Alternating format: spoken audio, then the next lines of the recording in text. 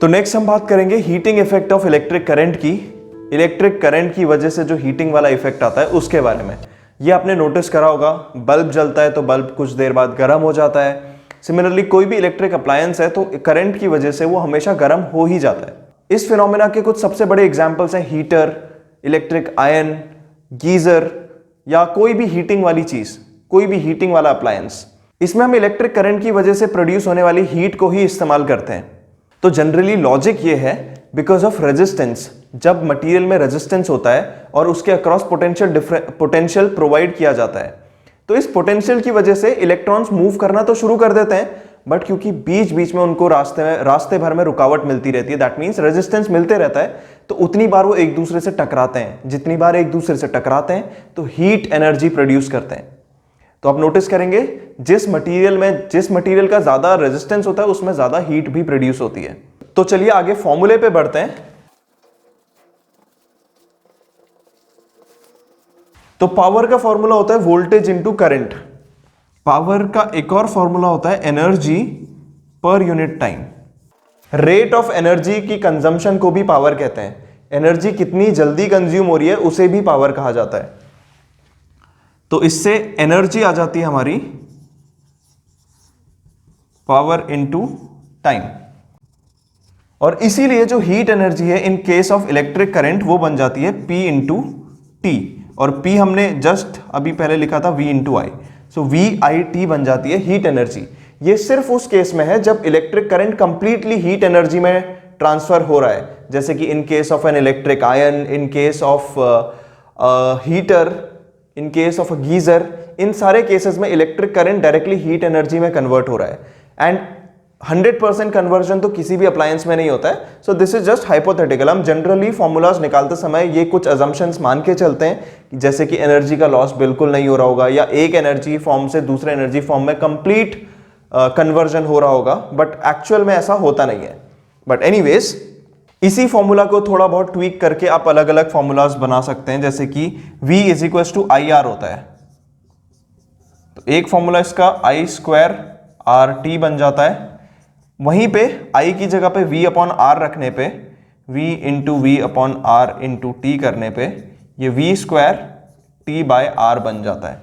तो हीट के ये तीन फॉर्मूलाज हैं। एक्चुअली एक ही फॉर्मूला है, बस तीन अलग अलग फॉर्म्स हैं। आप इन सबको याद कर सकते हैं। क्वेश्चन में क्या गिवन है, हम डिपेंडिंग ऑन दैट अलग अलग फॉर्मूला अप्लाई कर सकते हैं। नेक्स्ट टॉपिक है practical application of heating effect of electric current.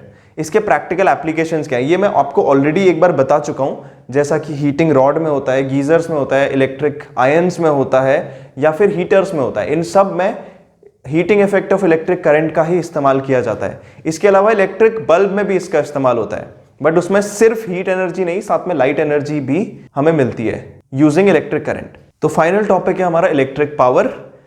Power आपने हर अप्लायंस पे देखा होगा 100 वॉट, या अगर आप बड़े अप्लायंसेस देखें तो 1000 what, 1500 what, 3000 what.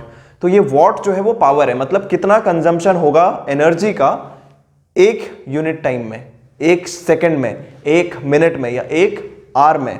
But then हमारे घरों में मीटर्स लगे होते हैं, उसमें बिजली की कुछ यूनिट्स आती हैं। क्या ये यूनिट्स पावर होती हैं? ऐसा नहीं है। तो ये यूनिट्स एक्चुअली इलेक्ट्रिक एनर्जी की यूनिट्स होती हैं, मतलब हमने एक्चुअली एनर्जी कितना कंज्यूम करा। पावर ने तो हमें यह बताया कि अगर आप इसे एक मिनट चला के रखोगे तो इतनी एनर्जी कंज्यूम होगी। फॉर एग्जाम्पल, एक बल्ब है 100 वॉट का, तो अगर आप उसे 2 घंटे चला के रखते हो तो 100 into 2 that is 200 watt hour इसका एनर्जी कंजम्पशन हो गया।